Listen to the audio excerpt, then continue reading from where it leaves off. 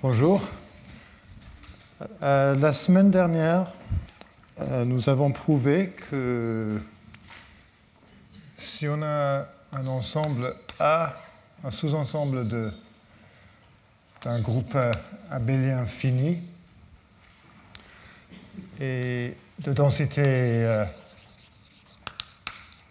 alpha, disons, et si on définit f, la fonction équilibrée de A par f de x égale ax moins alpha, et si la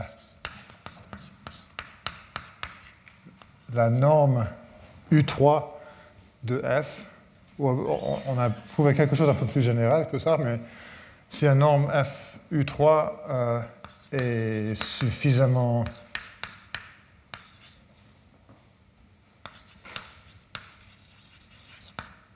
petite, alors le nombre de progressions arithmétiques de taille 4 dans A, il est aussi nécessaire que G soit impair et pas un multiple de 3, mais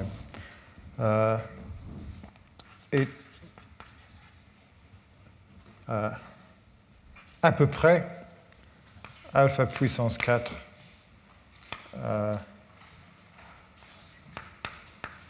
G puissance 2. C'est parce qu'on peut choisir x et d, et après la probabilité que x plus d, x plus 2d, x plus 3d soient des éléments de A, est à peu près ce qu'on attend, ce qu'on a dans le cas où on a choisi A tout à fait au hasard de densité alpha. Alors c'est une partie importante de la preuve du théorème de Semeredi dans le groupe F P puissance n pour les progressions arithmétiques de taille 4. Mais l'autre partie, et ce dont je vais parler aujourd'hui, c'est de dire qu'est-ce qu'on peut faire si la norme U3 de f n'est pas suffisamment petite. Et je vais commencer par une observation assez simple, mais qui donne une idée de d'où on va, d'où on va aujourd'hui, et peut-être la semaine prochaine aussi. Donc c'est observation.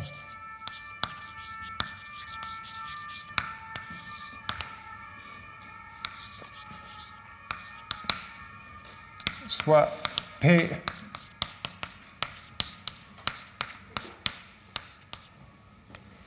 un polynôme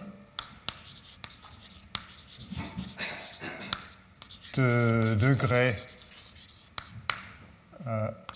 au plus k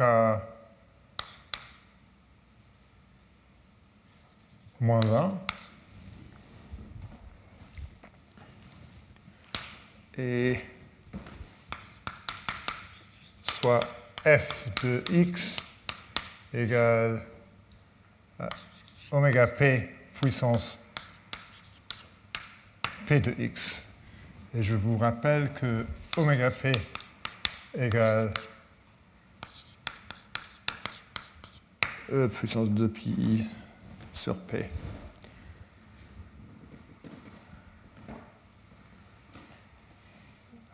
Alors,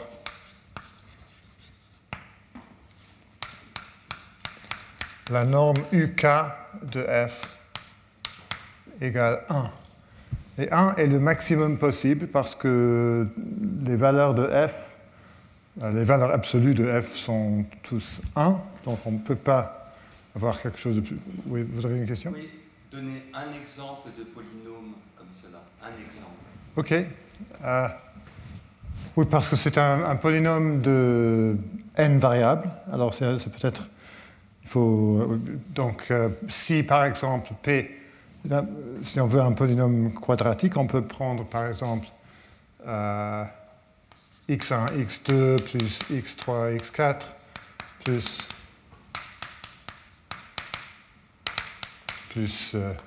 si n est pair. C'est un exemple d'un polynôme de degré 2. Mais en général, hein, on peut dire tout polynôme de degré au plus k-1 prend la forme p de x égale la somme I1. J'espère que je ne vais pas me tromper. A I1 A.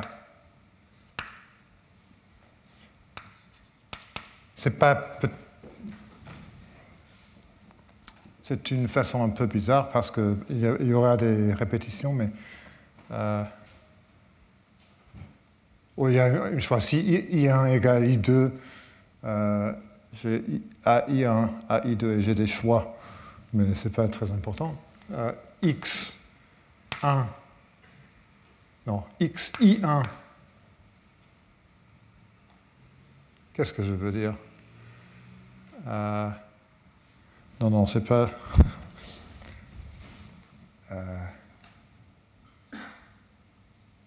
si. XI1, XI2, XIK-1.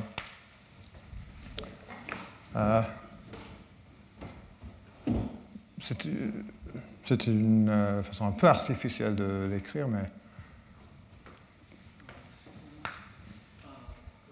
Le nombre K est supérieur à N. À N? Non, je parle, is there any relationship between the K and N? For example, should K smaller than N? Oui, mais pour nous, K est un nombre fixe comme 2 ou 3 ou 4, et N tend vers l'infini. Et nous, on va parler des polynômes quadratiques plus tard dans ce cours. Bien, pour prouver ça, je vais...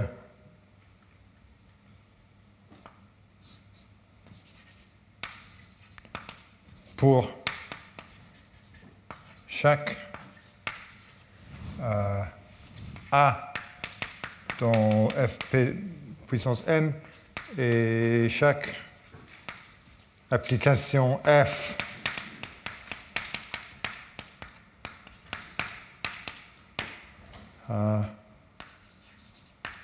on va écrire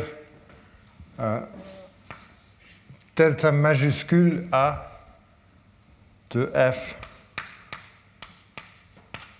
de x égale f de x moins f de x moins a.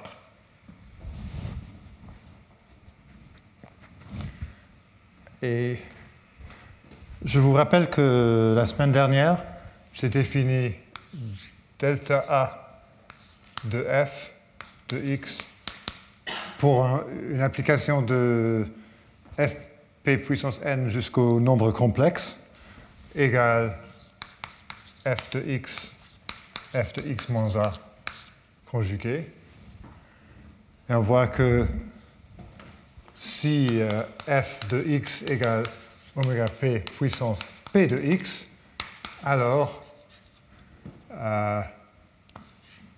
delta a f de x égale oméga p puissance p de x moins p de x moins a égale oméga p delta majuscule a de p de x.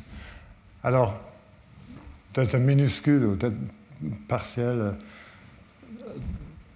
A de F égale oméga puissance delta A majuscule de P dans ce cas-là. Et alors, si P est un polynôme de degré D, alors delta AP est un polynôme de degré au plus D-1. Dans le cas d'invariable, on a par exemple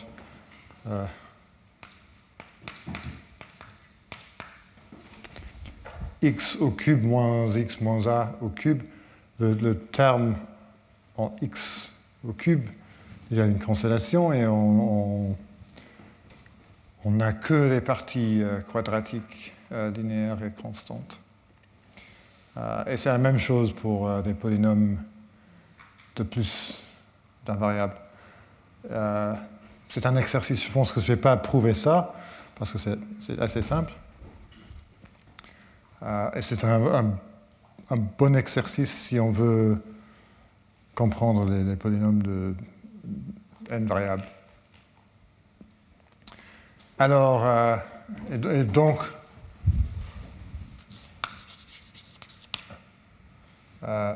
f uk puissance 2 puissance k égale l'espérance x à 1 jusqu'à a k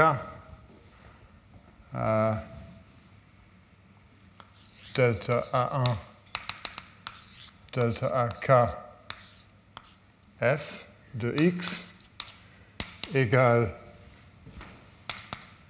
l'espérance x A1 AK oméga p puissance delta majuscule A1 delta AK majuscule de P de X, mais si P, maintenant, là, P était un polynôme de degré, peut-être j'aurais dû écrire Q ici pour être un peu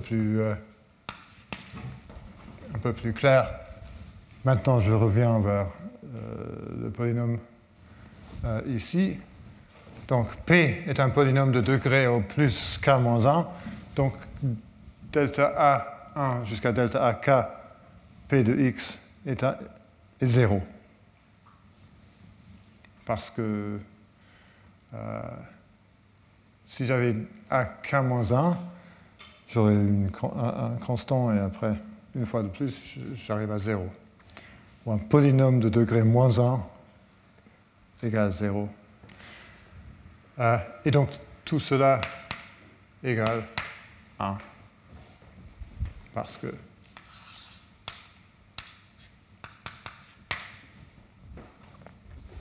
cette partie-là égale 0. Alors, on voit que si on veut maximiser la norme UK pour une application qui prend des valeurs de valeur absolue au plus 1, on peut prendre un polynôme de degré au plus k-1, et on peut montrer le converse, c'est-à-dire si on a une application de norme, pour laquelle la norme UK égale 1, cette application doit être de cette forme-là. C'est un exercice que je ne vais pas le faire, mais aujourd'hui, je vais commencer la preuve d'un théorème beaucoup plus difficile que ça, mais dans le cas k égale 3, c'est-à-dire on prend la norme U3 et on va montrer, je ne vais pas vous donner l'énoncé formel pour l'instant, mais on va montrer que si la norme infinie est au plus 1 et la norme U3 est au moins C, où C est un constant plus grand que 0. Donc C est un constant fixe et n tend vers l'infini. Alors, il existe un polynôme P de degré au plus 2, c'est-à-dire une application quadratique, telle qu'il y a une corrélation entre f, une corrélation non triviale entre f et cette application. J'ai utilisé la même lettre f, je vais l'écrire comme ça. L'espérance sur x de f de x oméga p de moins puissance moins p de x est au moins alpha qui ne dépend que de c et qui est un nombre positif. Alors, la seule façon d'avoir une application bornée comme ça, avec une norme U3 qui est pas le maximum possible, mais pas loin du maximum possible, la seule façon de le faire est d'avoir une partie qui est quadratique ou une fonction de phase quadratique, on l'appelle. Parce que ici, on a la phase de l'application oméga p puissance moins p de x.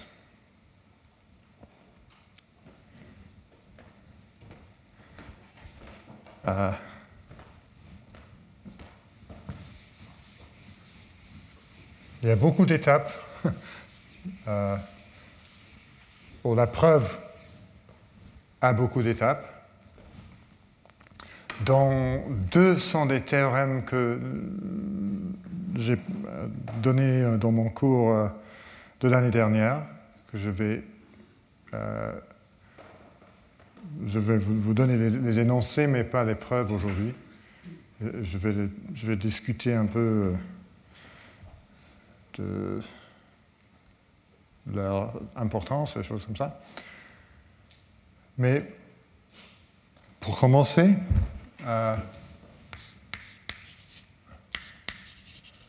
l'idée, on va commencer avec une application f telle que, bien, je vais l'écrire ici, soit j'ai un groupe. Non, je pense que j'ai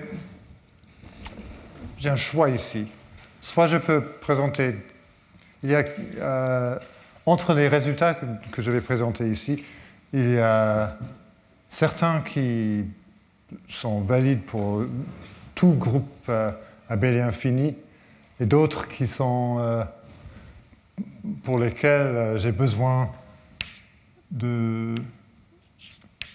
d'utiliser que l'hypothèse que le groupe égale fp puissance n. Je pense que je vais prendre, pour simplifier ce que je dis, pendant tout le cours, G va être le groupe fp de n, fp puissance n, mais après chaque résultat, je vais dire si j'ai utilisé le fait que j'ai soit fp puissance n ou pas. Bien.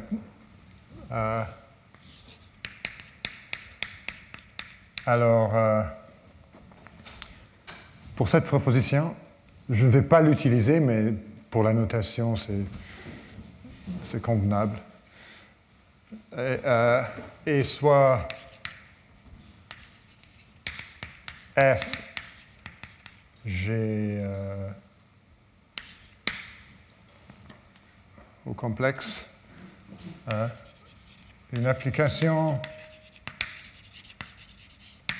telle que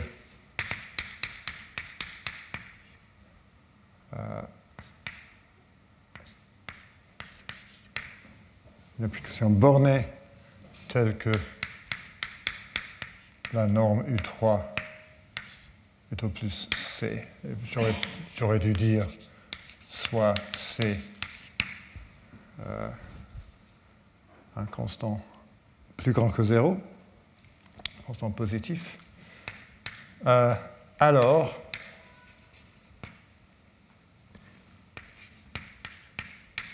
il existe un sous-ensemble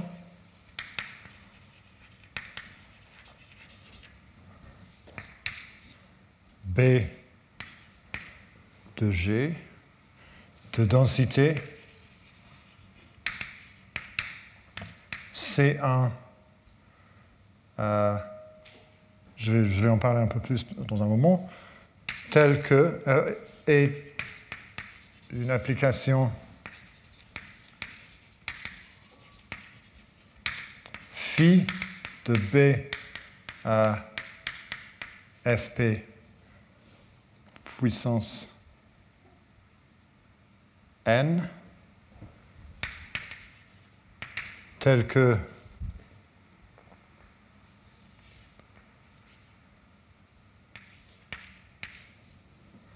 delta AF chapeau de phi de A est au moins C1 pour chaque A dans B, où C1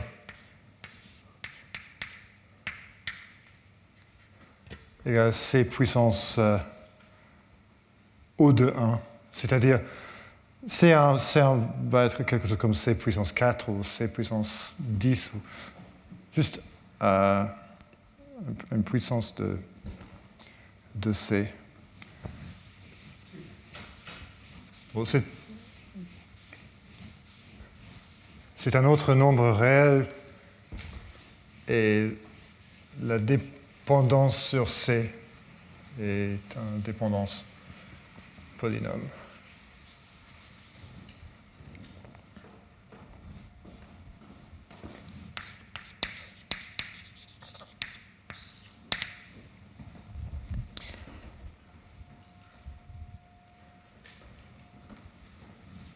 Bien, on commence avec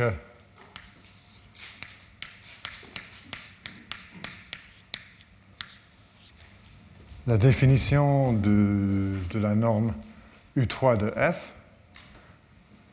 Je vais utiliser cette définition-là que je vous ai donnée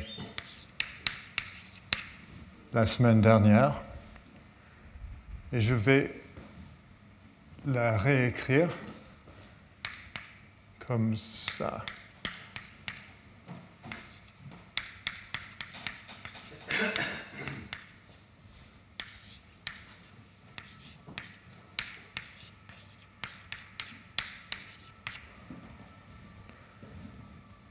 Je n'ai rien fait. On peut changer l'ordre de A, B, C. Les parenthèses là ne signifient rien, mais c'est juste pour avoir en tête l'application delta A de F. Et si cette partie-là égale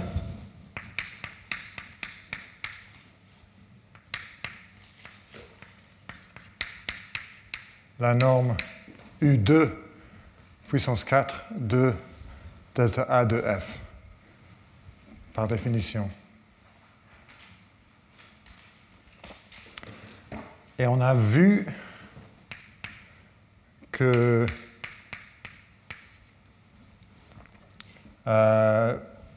il y a une expression Fourier pour la norme U2 puissance 4, c'est la norme 4, je vais l'écrire comme ça, de la transformée de Fourier de f.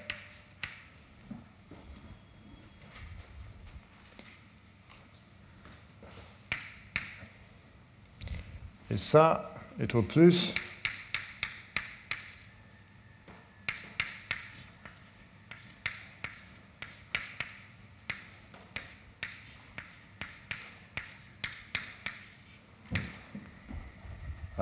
ça, parce que si ça c'est pas évident pour vous, on peut. C'est juste l'inégalité.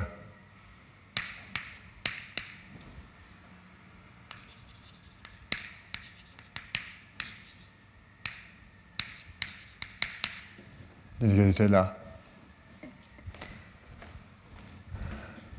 Et par l'identité de Parseval, cette partie-là égale la norme L2 sans le chapeau. Et puisque les valeurs absolues de f sont au plus 1, la norme L2 de delta A de f est au plus 1. Et alors, c'est au plus.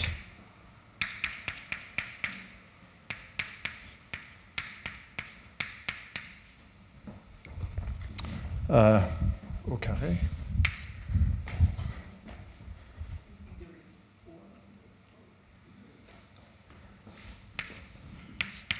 Merci.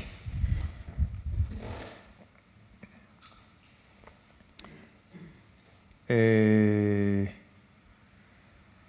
maintenant, choisissez. Non, d'abord.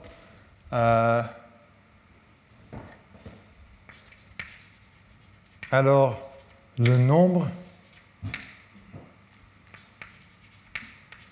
de A tel que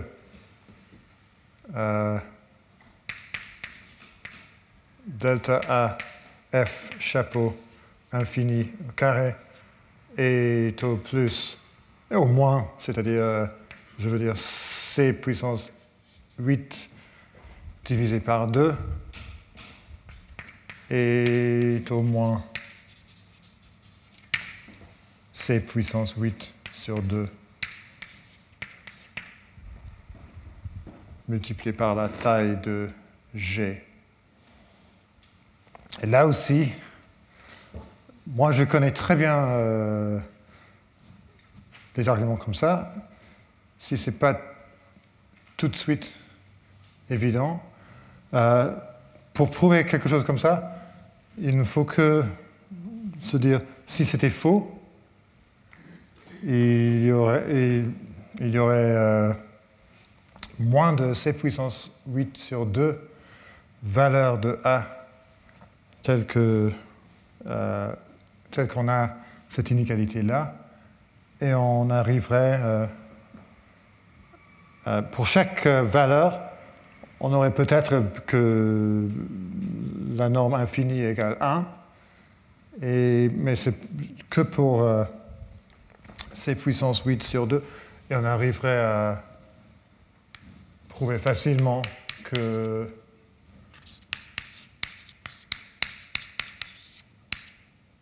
et moins que C puissance 8 sur 2 plus C puissance 8 sur 2, et c'est une contradiction. Alors, si ce que j'ai dit ici est faux, on peut prouver facilement que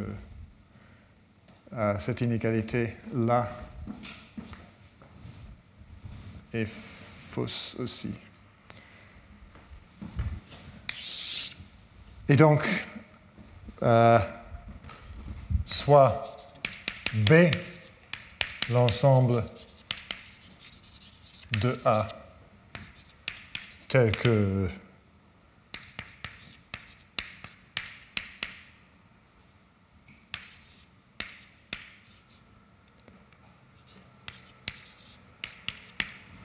qu'on a cette inégalité-là. Et on sait maintenant que la densité de B est au moins c puissance 8 sur 2.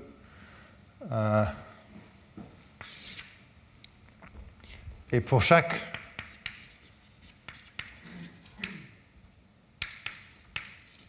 A dans B, choisissez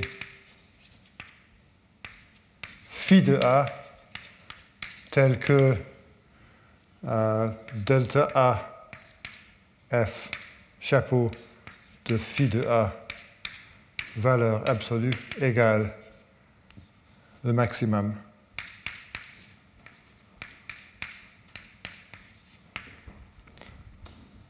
Ça, on peut faire. Le choix n'est pas forcément unique, parce qu'il est possible qu'il y a plusieurs coefficients de Fourier qui prennent la valeur maximale, mais on peut en choisir un et l'appeler phi de A.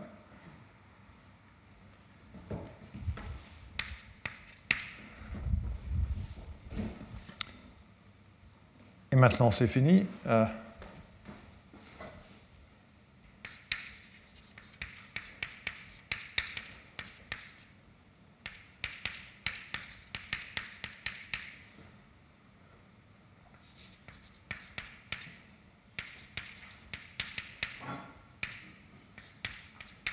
On a ce qu'on voulait. Alors, le C puissance, c'est un... Je pense que j'ai oublié encore les carrés.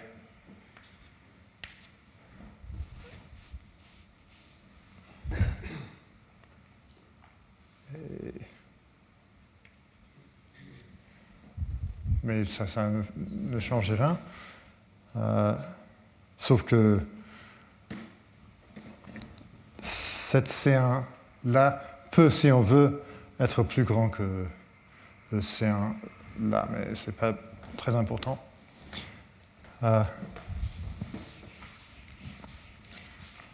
Donc, je n'ai pas fait beaucoup, mais on va voir que l'application... Pour l'instant, on a trouvé une application tout à fait arbitraire, mais on va voir que phi ne peut pas être arbitraire. Et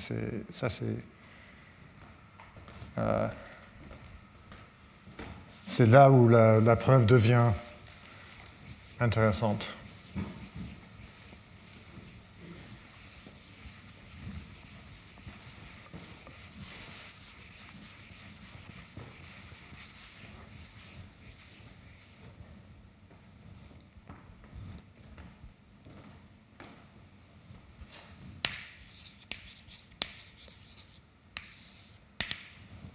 Et le lemme que je vais prouver maintenant est au cœur de toute la preuve. Alors, soit F... Oh.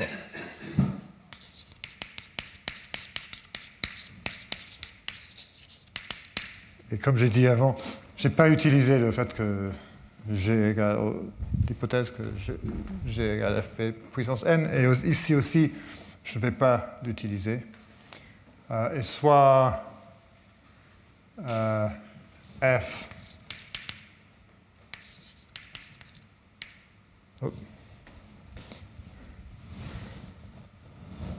soit F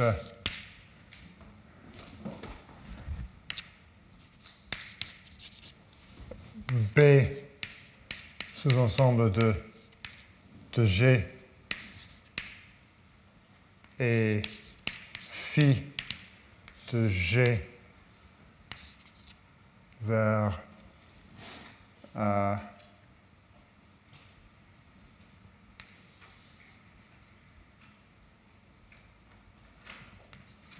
G chapeau, mais G égale Fp puissance n, tel que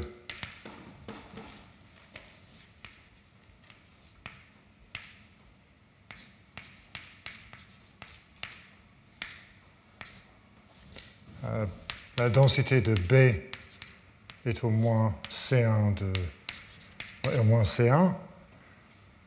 Et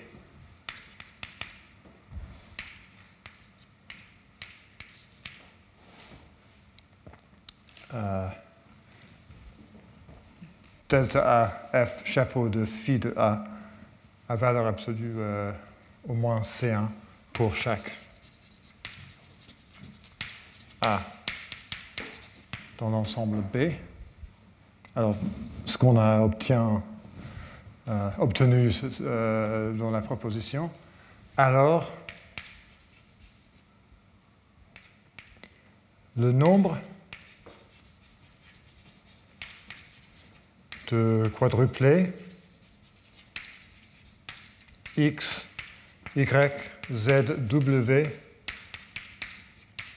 dans B puissance 4, tel que x plus y égale z plus w et phi de x plus phi de y égale phi de z plus phi de w est au moins. Alors le maximum est la taille de G puissance 3, parce que si on a x, y et z, w est déterminé, et c'est presque le maximum, c'est-à-dire c'est au moins C2, la taille de G au cube, ou C2 égale C1 puissance O de 1. C2 dépend de façon polynôme sur de C1.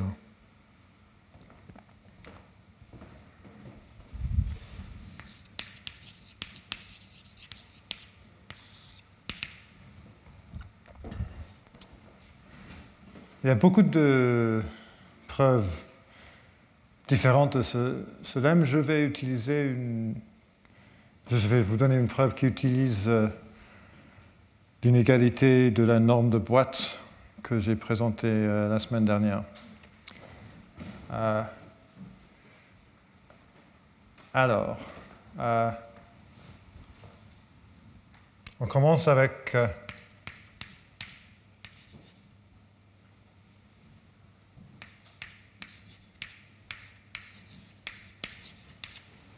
comme d'habitude, j'écris B de A pour la fonction caractéristique de B.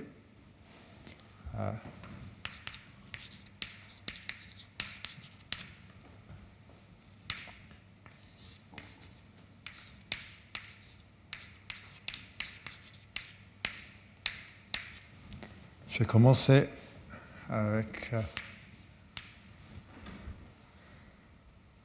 ça. Alors pour chaque A dans B, on a 1 là, et on a C1 au carré. Alors, là, je vais l'écrire comme ici. C1 au cube est au plus ça, parce que, comme j'ai dit, chaque fois que A est dans B, qui arrive à la probabilité C1, on a au moins C1 au carré. Maintenant, je vais développer cette expression-là, égale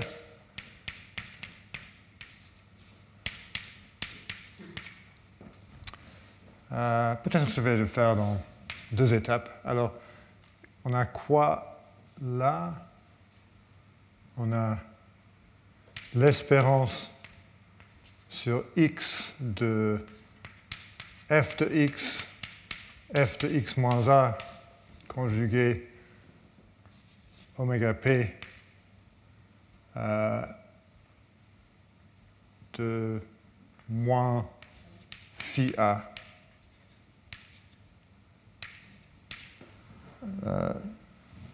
produit scalaire avec x.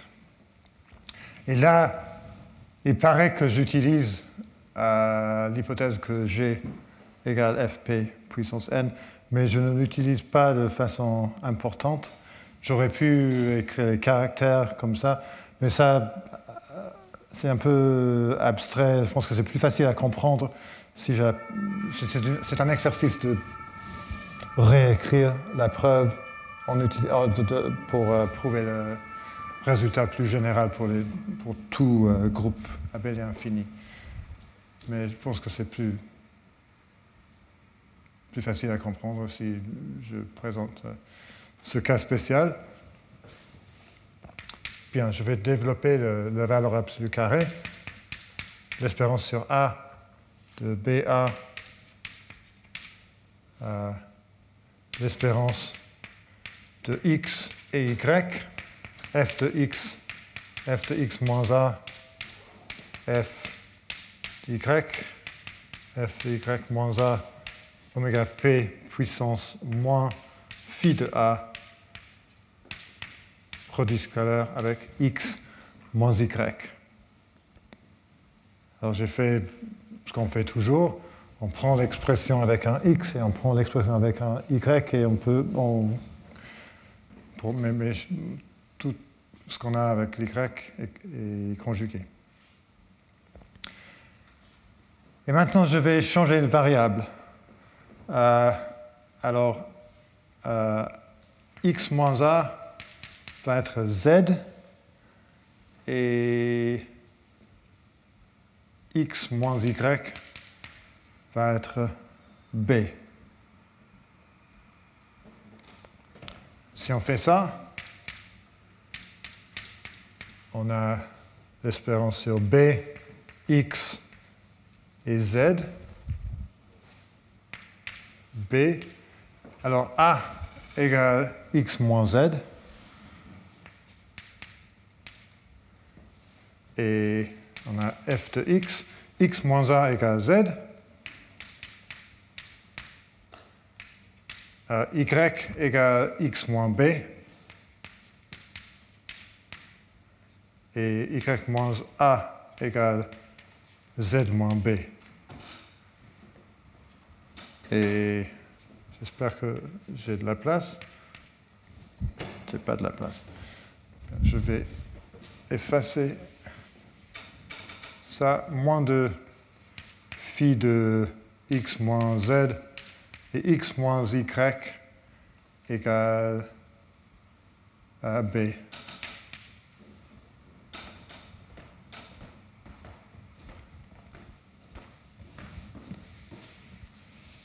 Juste avant de continuer, je vais expliquer pourquoi c'était une bonne idée de changer les variables comme ça. On verra que ici, on a dans l'exponent d'oméga p, on a une fonction d'un variable là et de deux variables ici. Et l'idée est qu'on veut prouver que phi a des propriétés intéressantes. C'est plus... on sait déjà que... non, je pense qu'il faut donner la preuve pour qu'on voit pourquoi c'est intéressant. Alors... mais... pour chaque B...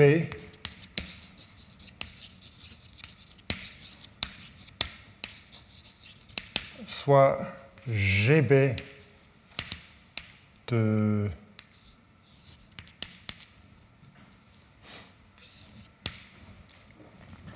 G au nombre complexe, la fonction donnée par la formule GB de X égale G carré, GB de X et Z égale B de X moins Z oméga P puissance phi de X moins Z point B. J'espère que je l'ai bien écrit. Bien, j'ai pris cette partie-là et cette partie-là, je les ai mis ensemble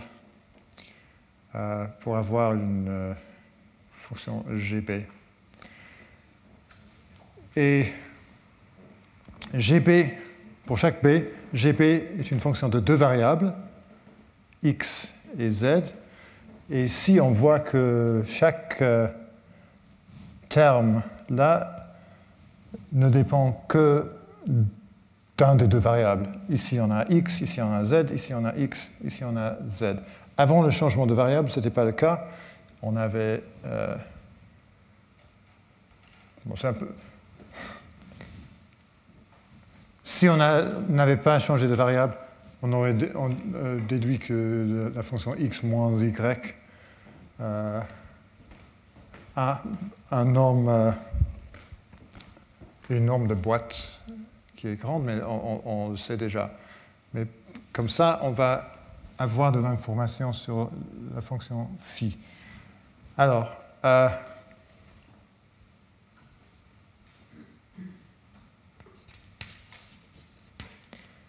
C1 puissance 3. Et maintenant, je vais réécrire la dernière ligne là. Et au plus, l'espérance sur B, l'espérance sur X et Z, F de X, F de Z, F de X moins B, F de Z moins B, GB de X, Z. Et c'est maintenant que j'utilise l'inégalité de la norme de boîte pour dire que c'est au plus l'espérance sur B, GB, norme de boîte. Parce que chaque fonction f a norme infinie au plus 1. Juste pour répéter, c'est une fonction de deux variables. Et ici, j'ai un produit d'une fonction de x et une fonction de z. L'inégalité de la norme de boîte nous dit tout de suite que, puisque f infini est au plus 1, que cette partie-là est au plus la norme de boîte de GB. Et maintenant, je remets l'espérance sur B pour avoir cette inégalité. Et maintenant, je vais utiliser l'inégalité de Cauchy-Schwarz deux fois, soit ça, soit l'inégalité de Jensen, pour en déduire que C1 puissance 12 est au plus l'espérance sur B, GB, norme de boîte, puissance 4. Si vous voulez, entre les deux, on peut mettre l'espérance sur B, GB, norme de boîte, puissance 4, et après deux applications de Cauchy-Schwarz, et on arrive à ça. Et pour terminer, on va développer cette expression-là et voir ce qu'on a.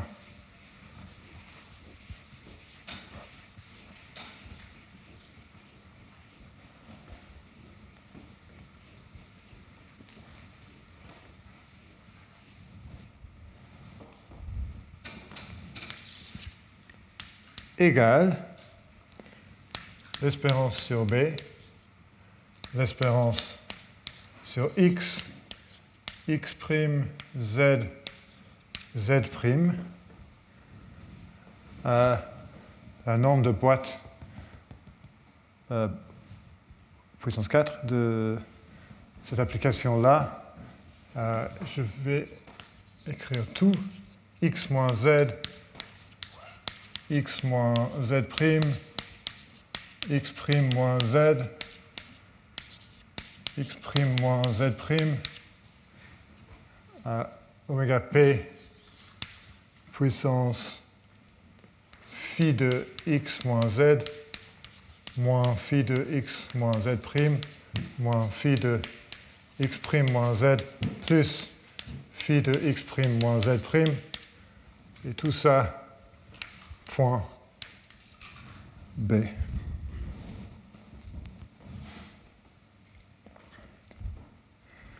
Et on voit que x moins z plus x' moins z' égale x moins z' plus x' moins z.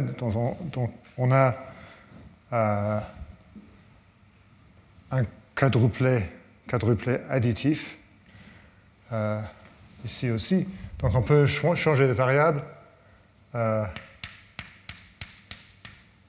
X plus y égale z plus w.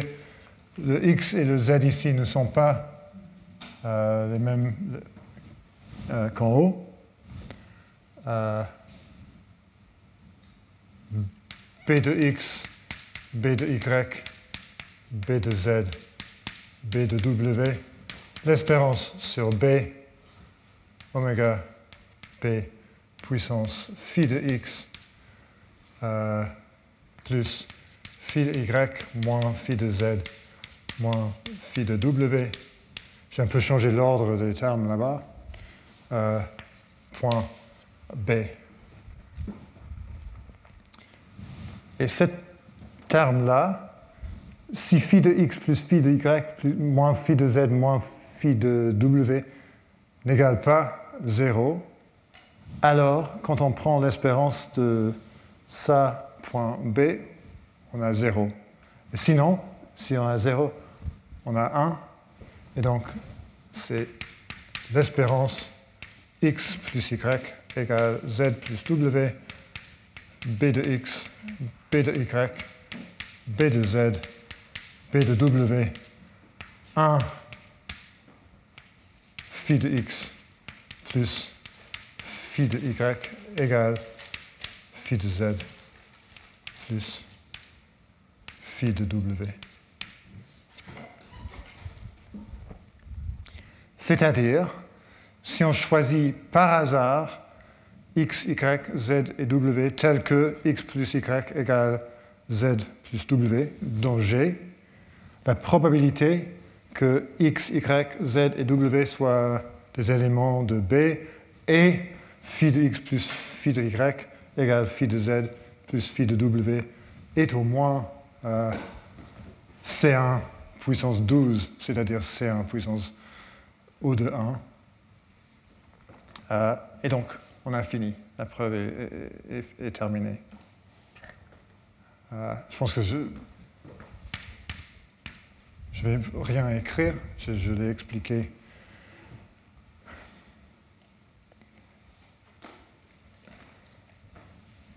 Pour moi, ce lemme-là est un peu un lemme de magie.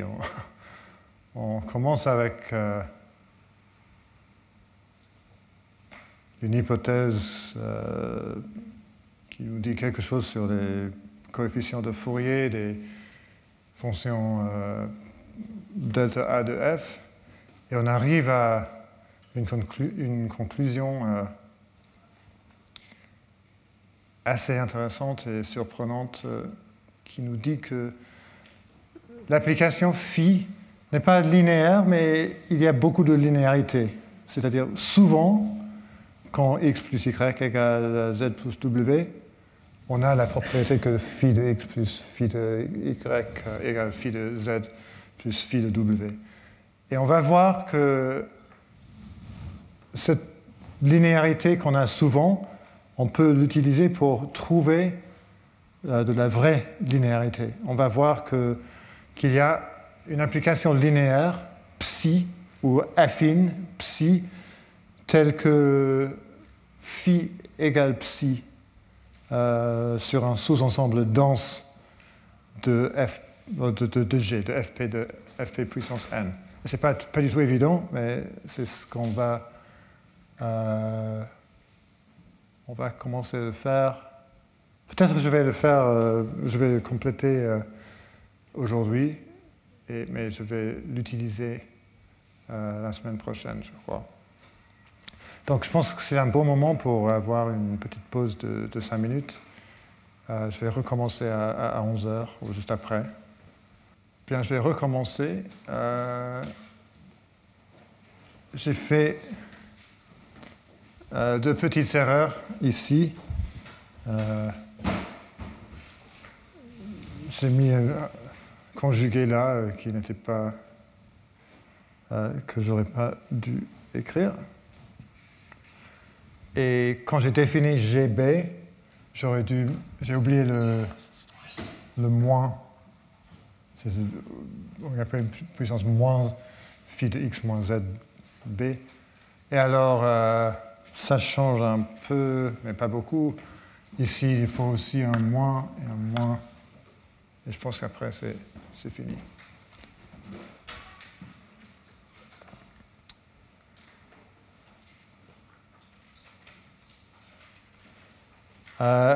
Et quelqu'un m'a demandé ce que je veux dire si par exemple j'écris C2 égale C1 puissance 0 de 1, ça veut dire il existe K tel que C2. Bon, peut-être je vais mettre au plus C1 puissance 0,1, C2 est au plus C1 puissance K. Et le K ne dépend pas de N. C'est important, c'est un constant absolu. Comme 12, par exemple, on a eu ici.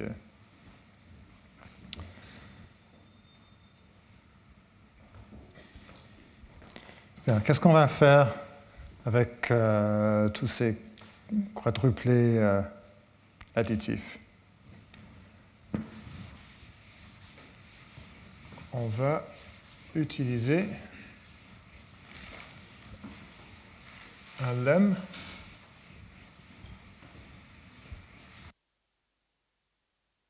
Bien. Je vais commencer par une définition très importante dans le sujet de la combinatoire additive, dont j'ai parlé beaucoup l'année dernière. Pour nous, elle va jouer un rôle important, mais moins important que l'année dernière. Soit définition,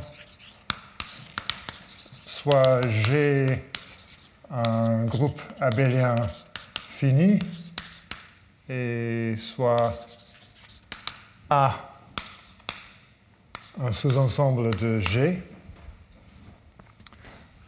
La somme A plus A et l'ensemble de x plus y tel que x et y sont des éléments de A. Et la différence A moins A est bien sûr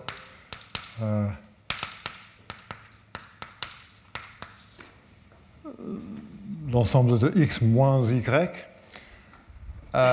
Et en général, RA moins SA, on écrit RA pas pour l'ensemble de R multiplié par X, mais c'est plus utile d'utiliser cette notation pour X1 plus XR moins Y1 moins YS tel que chaque X, I et Y, J est un élément de A.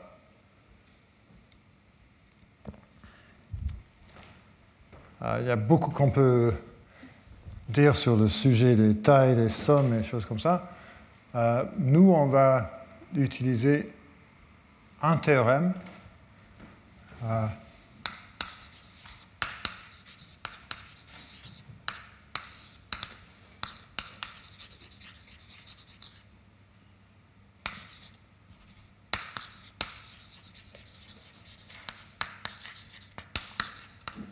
qui s'appelle maintenant le théorème de Balog-Semeredi-Gowers. Mais l'histoire est un peu plus compliquée que ça. Il y avait un théorème de Balog et Semeredi, et moi j'ai trouvé une version quantitative du théorème. Bien, je vais expliquer. Soit G, un groupe abélien fini, et A,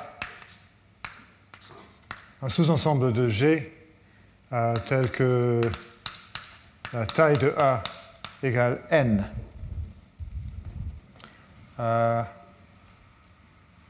Suppose, et soit C, un constant positif, si le nombre de quadruplés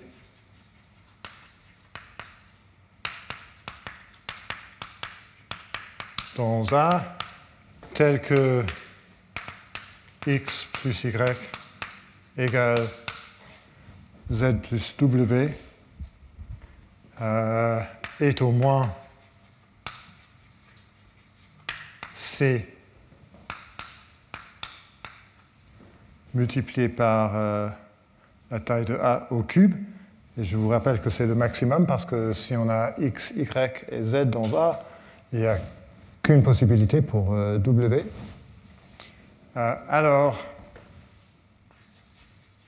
c'est-à-dire A puissance A au cube est le maximum possible, alors il existe un sous-ensemble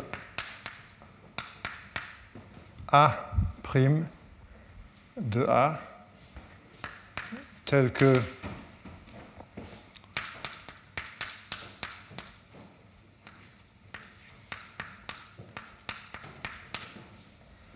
la densité de A' dans A est au moins C puissance un constant K qui ne dépend pas de N ou de G, ou de, voilà, c'est juste un constant absolu. Et la différence A' moins A' est au plus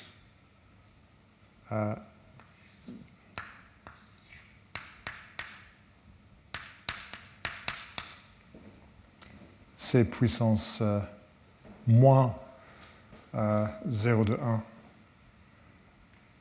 A'. Peut-être c'est plus clair si j'ai... C'est la même chose, mais si je l'écris comme ça, 1 sur C, c'est un constant plus grand que 1. Et maintenant, je prends une puissance qui est un constant qui ne dépend de rien.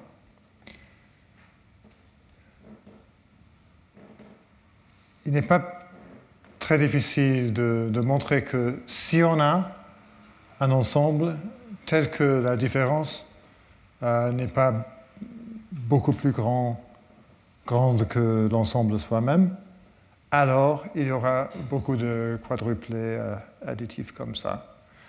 Ici, on a un type de converse, mais le vrai converse n'est pas vrai parce qu'il est facile de trouver des ensembles avec beaucoup de quadruplés additifs pour lesquels la différence n'est pas petite. Par exemple, on peut prendre, si le groupe est le groupe cyclique d'ordre n, je peux prendre un intervalle, comme 1 jusqu'à m,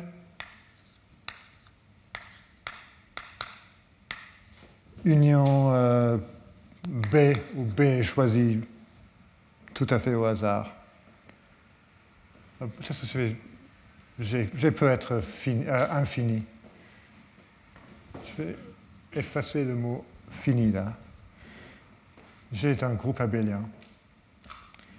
Alors, ici, on a beaucoup de quadruplés si par exemple, la taille de B égale M, il y a beaucoup de quadruplets additifs grâce à cette partie structurée, mais la somme ou la différence va être grande si B, je choisis par exemple si B égale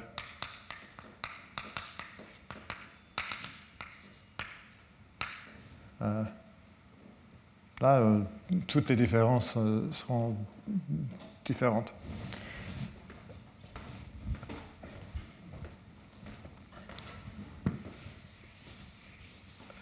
Alors, c'est un... Balog et Semeredi ont prouvé ce théorème, mais avec une borne beaucoup plus faible là. Et là aussi. À la place de C puissance 0,1, c'était juste un constant qui dépend que de C, et là aussi.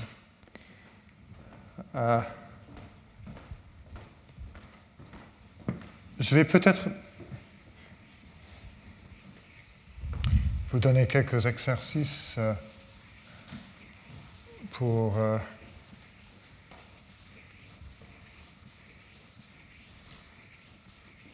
que vous puissiez mieux comprendre ce théorème-là.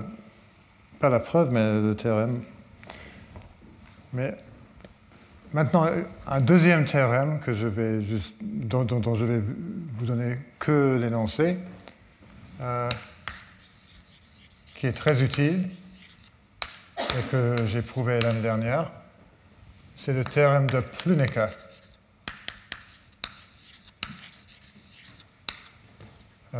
Soit G un groupe abélien,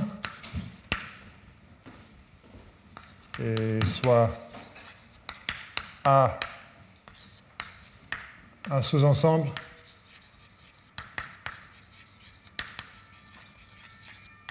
de G tel que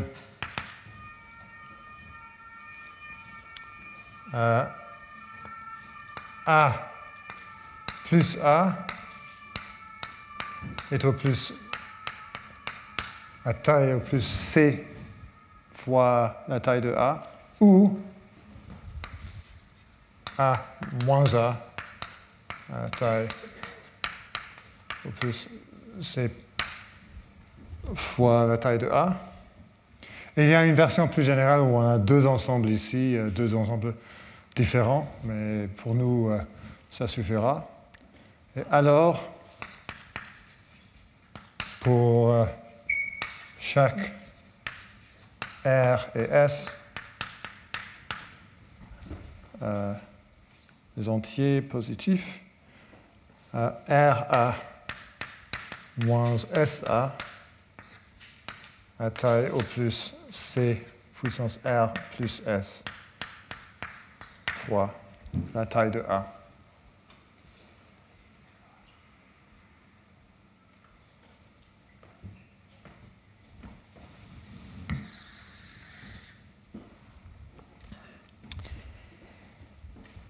Bien, on va utiliser ces deux théorèmes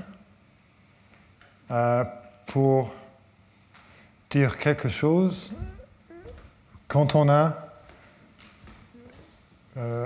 une application. Maintenant, on a une application phi de G vers G chapeau telle que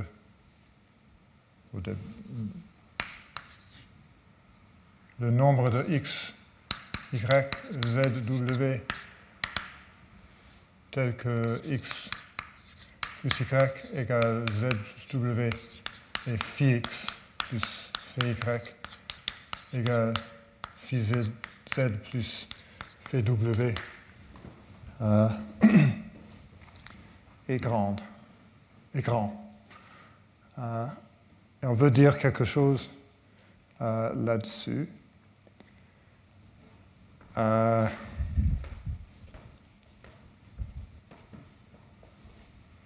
Alors,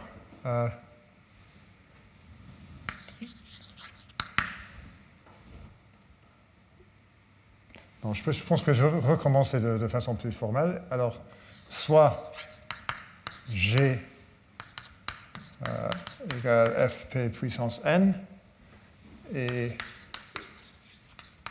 soit B un sous-ensemble de G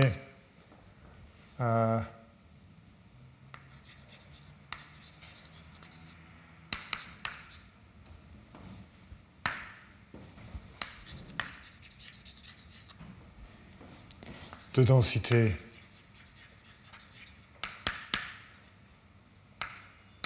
C2 et soit phi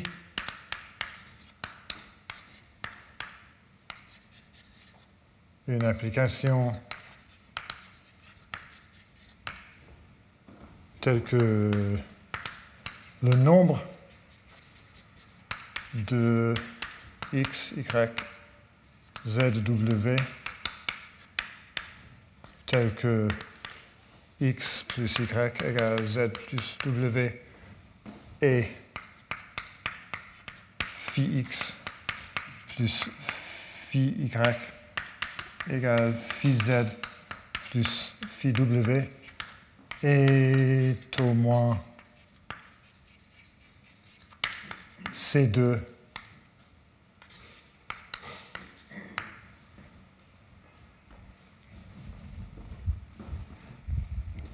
multiplié par la taille de G au cube.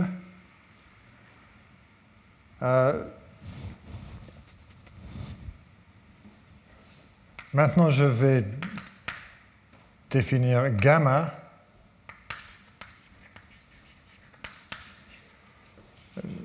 Gamma va être le graphe de phi, c'est-à-dire l'ensemble de x, phi x, tel que x est un élément de B. Et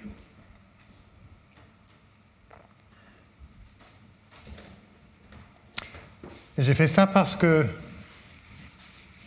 l'hypothèse qu'on a là, qu'il y a beaucoup de quadruplés x, y, z, w tel que x plus y égale z plus w et phi x plus phi y égale phi z plus phi w,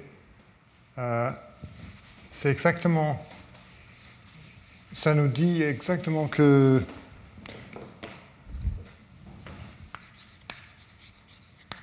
le nombre de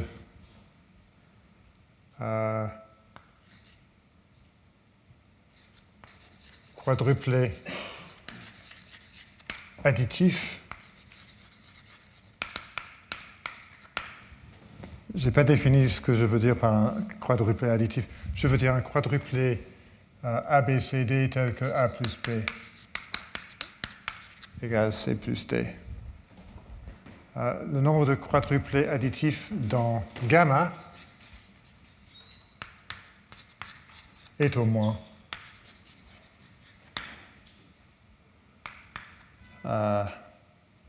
C2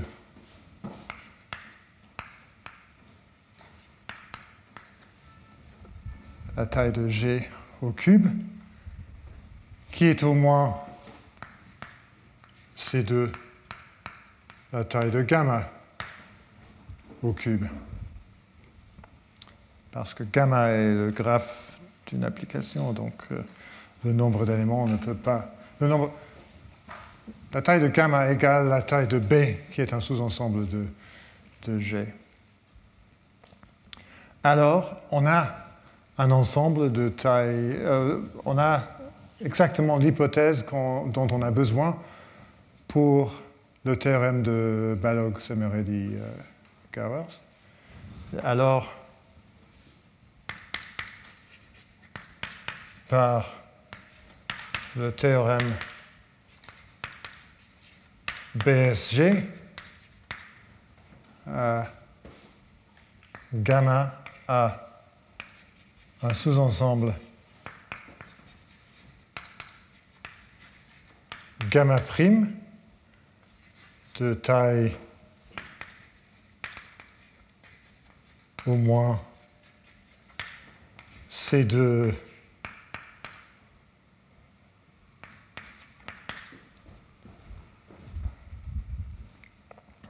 puissance 1 constant multiplié par la taille de G, de densité C2 puissance O de 1, tel que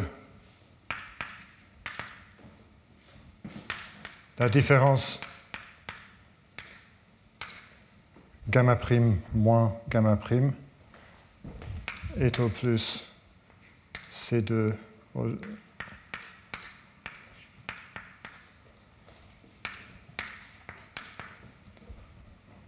puissance moins O de 1 multiplié par la taille de G.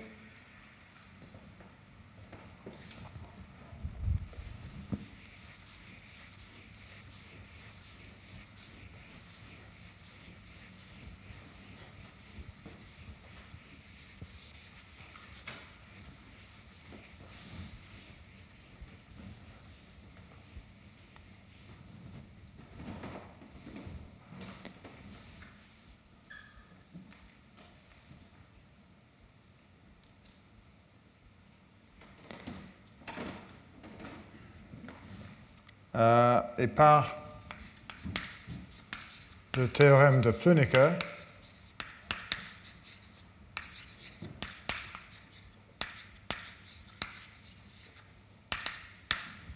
la taille de 8 gamma prime moins 8 gamma prime est toujours plus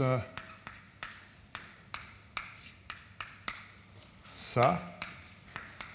Mais le constant ici a changé. C'est 16 fois le constant que j'avais ici. Ici, les deux constantes, c'est les mêmes ou pas? Ici et ici, on peut les choisir, si on veut, on peut les choisir égaux, mais c'est pas, ça c'est un peu artificiel. Ce qu'on obtient de la preuve, on obtiendra deux constantes différentes, mais on peut les remplacer par leur maximum. Et ici, mais ici, c'est vraiment pas le même constant qu'ici, parce qu'il faut multiplier par 16 par le théorème de Plöneke. Alors, on va garder ça pour l'utiliser dans un moment. On peut le reformuler par dire il y a B', un sous-ensemble de B, tel que si on restreint phi à B', on prend le graphe gamma prime de la restriction de phi à B', on a cette inégalité-là, 8 gamma moins gamma prime moins 8 gamma prime n'est pas trop grand. Mais maintenant, il y a une autre définition centrale de la combinatoire additive due à Freiman. C'est la notion d'un homomorphisme de Freiman. Alors, soit G et H de groupe abélien fini et soit A un sous-ensemble de G et phi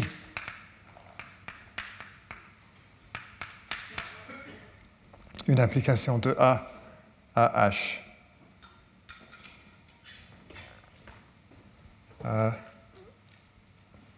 Phi est un homomorphisme de Freiman d'ordre K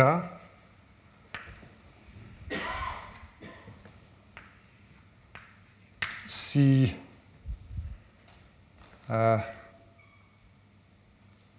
pour chaque A1, AK, B1, BK dans A, tel que A1 plus jusqu'à AK égale B1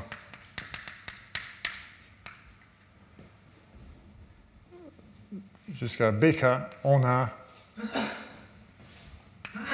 phi de A1 plus phi de AK égale phi de B1 plus phi de BK.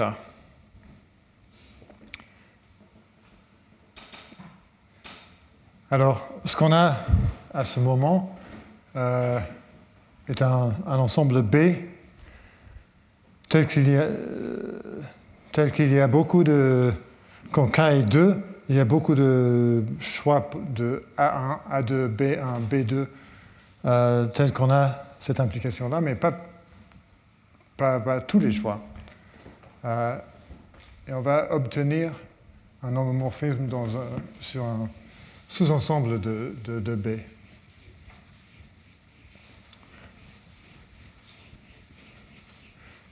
Mais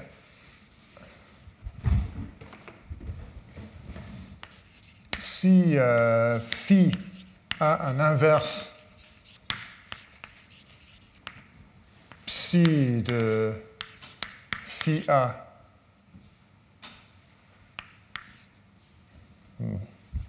peut-être j'aurais dû dire quelque chose un tout petit peu plus général.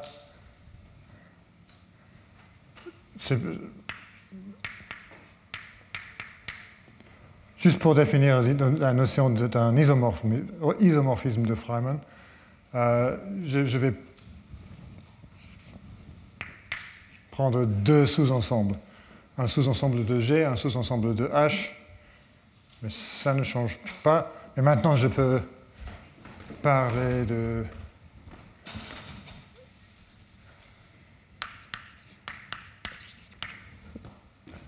l'autre direction. Si phi a un inverse et psi est un homomorphisme, ici je veux dire juste que phi est une bijection, psi est un homomorphisme d'ordre K, alors on dit que phi est un isomorphisme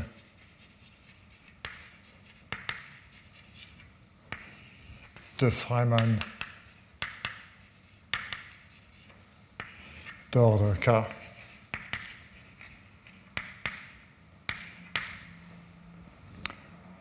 Mais on ne veut pas toujours dire isomorphisme de Feynman d'ordre K. Alors je veux dire un K-homomorphisme et un K-isomorphisme pour être un peu plus bref. Juste pour expliquer la raison pour cette définition, la raison pour laquelle c'est une définition importante, l'idée est que les homomorphismes et les isomorphismes de Feynman préservent la structure additive d'un ensemble, la structure qui nous intéresse si on fait de la combinatoire additive. Juste pour l'illustrer, voici un sous-ensemble de Z au carré. C'est 0, 0, 1, 0, 2, 0, 0, 1, 1, 1. Et ici, j'ai un sous-ensemble de Z.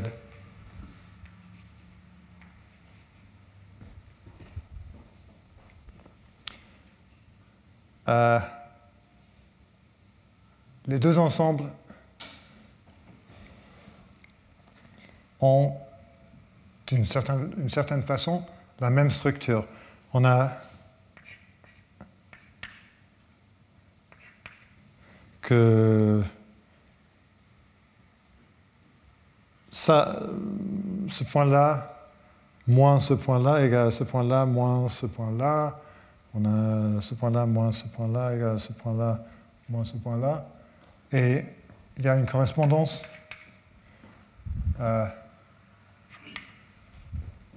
Ce qui est facile est qu'il y a un homomorphisme d'ici, de cet ensemble-là, vers cet ensemble-là. Parce qu'on peut,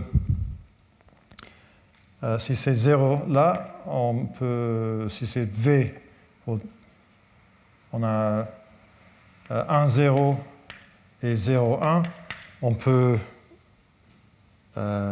prendre pour l'image de 1, 0 le nombre 1, et pour 0, 1, on peut prendre ce nombre-là qui est 25, je ne sais pas quoi. Et dans l'autre direction, on peut distinguer les deux ensembles parce que si je prends ce point-là, ce nombre-là, et j'ajoute la différence entre les deux nombres ici plusieurs fois, finalement je vais arriver à ce point-là. Mais si ici j'ajoute la différence ici et je continue, je n'arrive jamais à ce point-là. Mais pour distinguer les deux, il faut un cas assez grand. Mais souvent, on n'est pas très intéressé par les cas très très grands. Alors, on peut dire que les deux ensembles ici ont la même structure additive. Mais seulement si on ne veut pas prendre un cas énorme.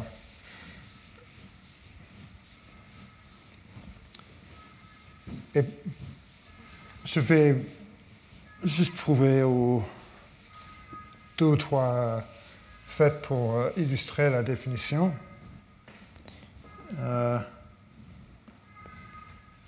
Peut-être je vais les appeler observations, juste pour montrer que les homomorphismes et les isomorphismes de Freiman préservent la structure qui nous intéresse.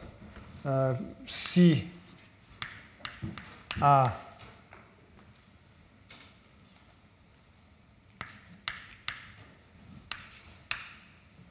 est une progression arithmétique,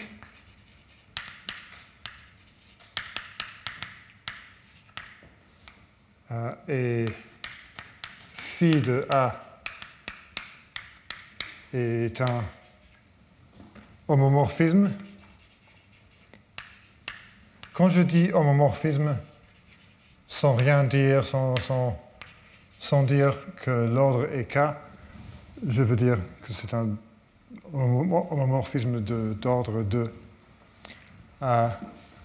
Alors, phi de A est une progression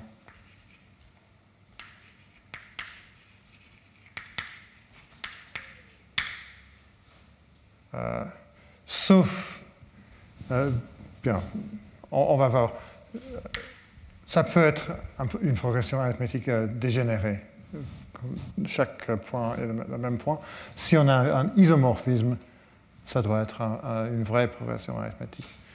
Et la preuve,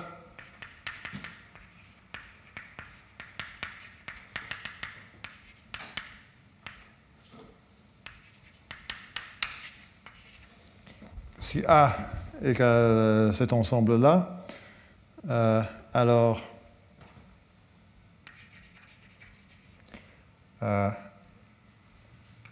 A plus KD moins A plus K moins 1 D égale A plus K moins 1 D moins A plus K moins 2 D pour chaque K.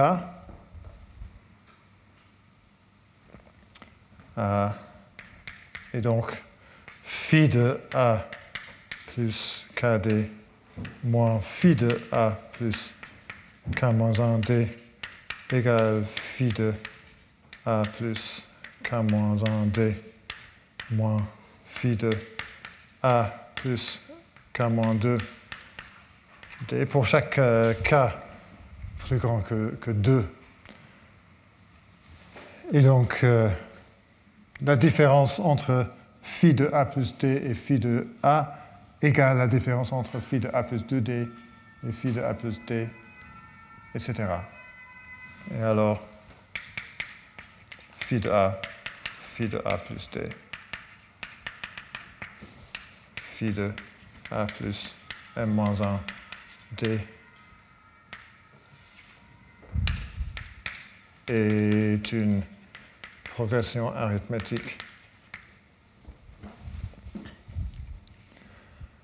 La seule petite complication est que les différences là peuvent être 0, et donc phi est une application constante. Mais si phi est une bijection, c'est impossible et on arrive à une progression arithmétique. Ça n'est pas trop important pour nous, mais la prochaine observation, on va utiliser. Si A égale fp puissance n et B égale fp puissance n majuscule et phi est un homomorphisme, alors phi de A est un... On peut dire plus.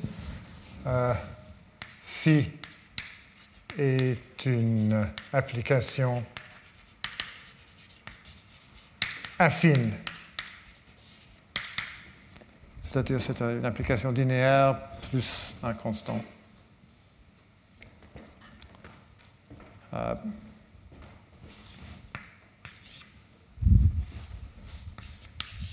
Et preuve.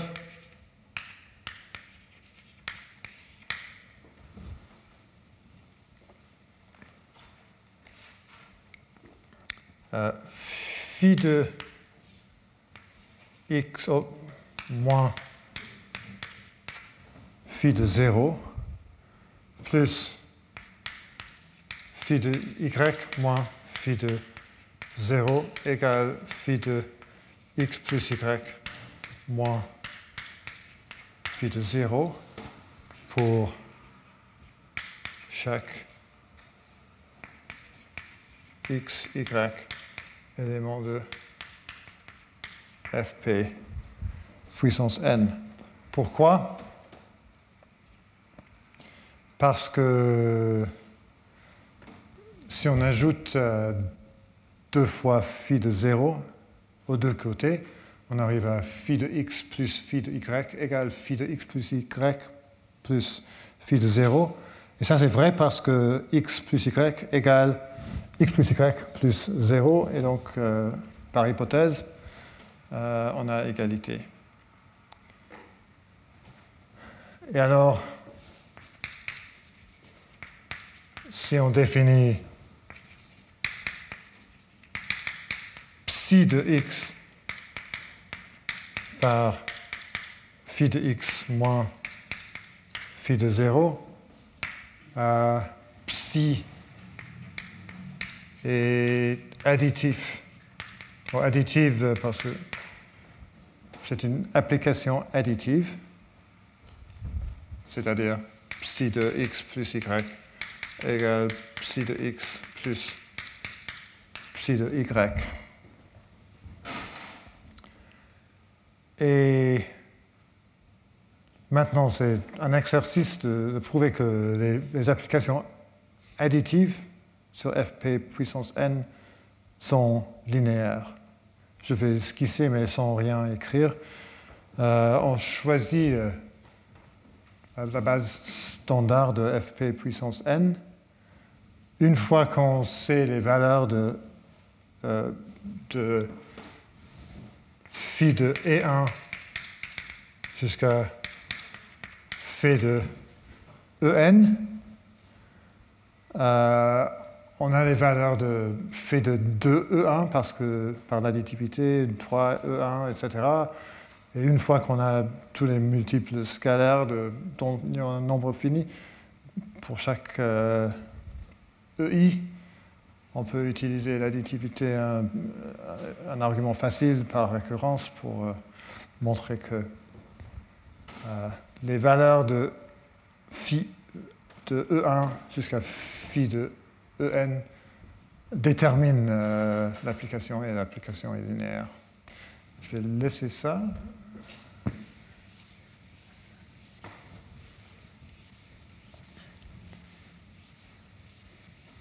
Et il y a une troisième observation qui est un tout petit peu plus compliquée, mais importante.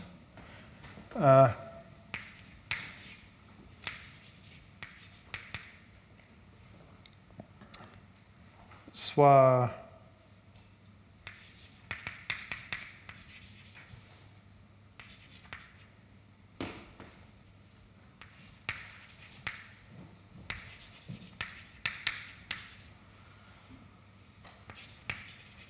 abélien et A et B des sous-ensembles, et soit phi de A à B à un R plus S multiplié par K homomorphisme.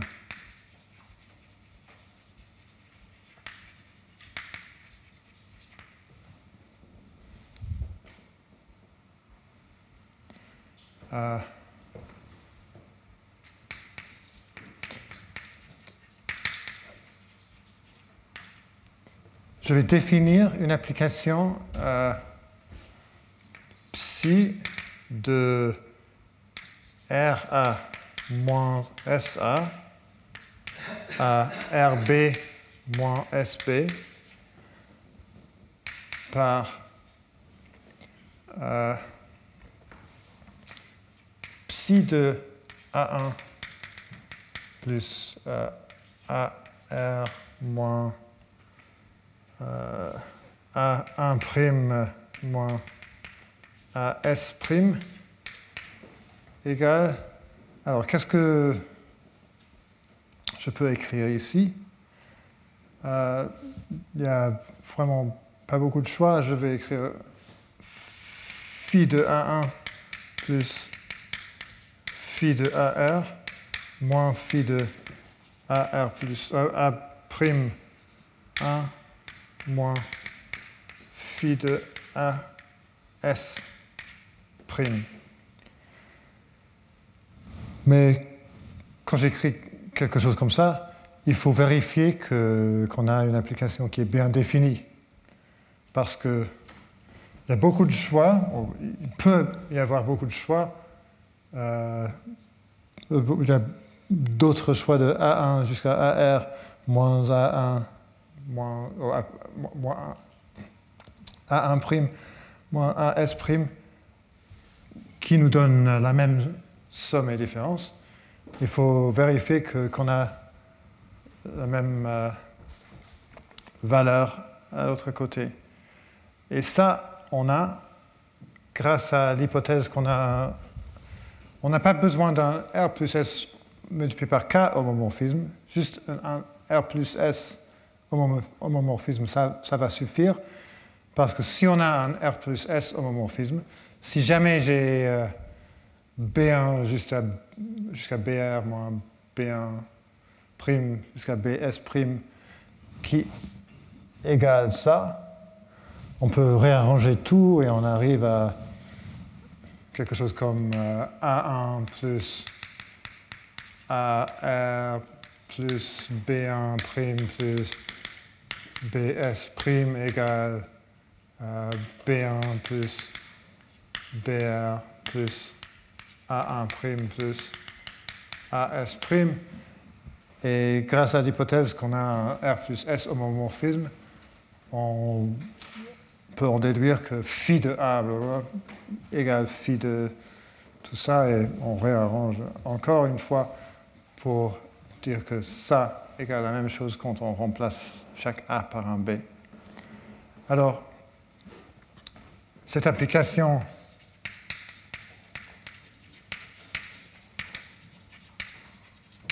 est bien définie, mais pourquoi est-ce que j'ai dit qu'on a un R plus S multiplié par K homomorphisme? Parce que je veux dire un peu plus. C'est bien défini et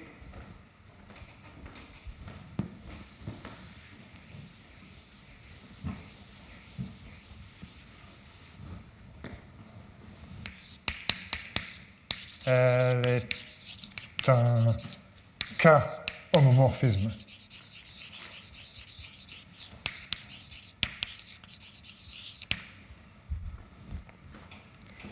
Ça, j'ai prouvé l'année dernière. C'est pas difficile, mais c'est un peu embêtant à écrire la preuve, parce que pour montrer que c'est un homomorphisme d'ordre K, il faut K expression comme ça. Alors j'ai besoin de 2 indices, mais en gros c'est facile, mais un peu pénible à écrire. Donc je pense que je vais juste laisser ça comme ça, et peut-être vous donner un exercice juste pour que vous puissiez le vérifier pour ceux qui veulent, peuvent le vérifier pour être sûr. Est-ce que j'ai le temps maintenant?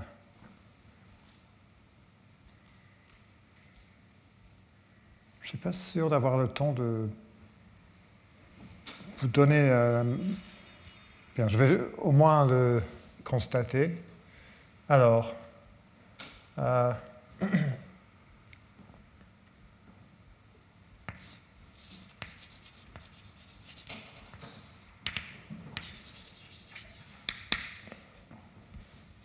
soit B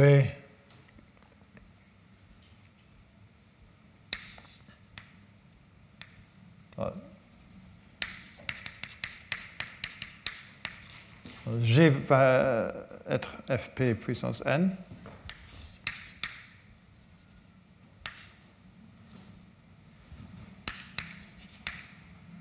C, un constant positif. Et B, un sous-ensemble de G, tel que... Ah, j'ai pas fini. Et phi, une application de B G chapeau,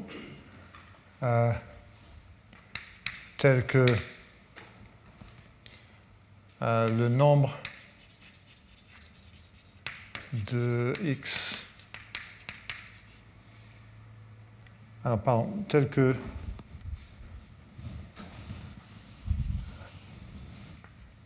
soit gamma, le graphe de phi, supposons que gamma 8 gamma moins 8 gamma est au plus C. Bon, alors j'ai changé C minuscule à C majuscule. Je vais supposer que cette différence de somme n'est pas trop grande. Alors, il existe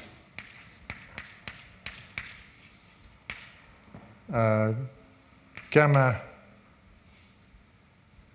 prime, ou peut-être que je préfère dire B prime, un sous-ensemble de B, tel que la taille de B est au plus 1 sur C puissance O de 1 fois la taille de B, donc pas beaucoup plus petit que B, et la restriction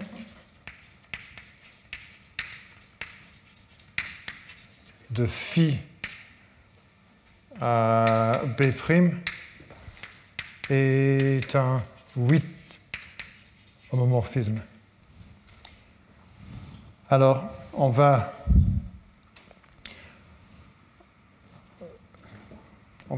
tout de suite améliorer ce qu'on a. On commence avec un ensemble B, tel que, et une application phi, telle que pour beaucoup de... Pour chaque élément de B, on a que... élément A de B, on a que delta A de F de phi de A est grand. Après, on trouve qu'il y a beaucoup de x plus y égale z plus w, tel que phi de x plus phi de y égale phi de z plus phi de w. Et après, on passe à un sous-ensemble de B, tel que on a cette hypothèse-là sur le graphe. Et maintenant, on va restreindre encore plus pour arriver à un sous-ensemble gamma 2', tel que la restriction de phi gamma 2' va être le graphe de la restriction de phi à B2'.